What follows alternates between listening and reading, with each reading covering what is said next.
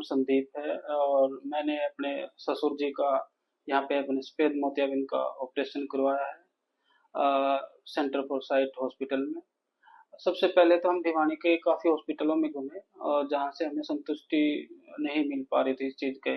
फिर हमें किसी के सुझाव से हम डॉक्टर हेमंत का हमें कंसल्ट लिया और कंसल्ट लेने के बाद उन्होंने हमें सुझाव दिया कि आपको अ, जल्दी से ऑपरेशन करवाने की ज़्यादा ज़रूरत है, अदरवाइज आँख खराब होने के चांसेस हैं।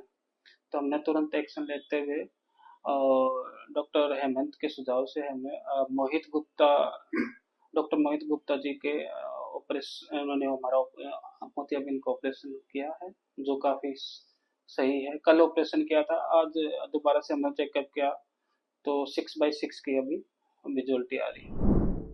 Follow Center for Sight and post your queries to get answers from the experts.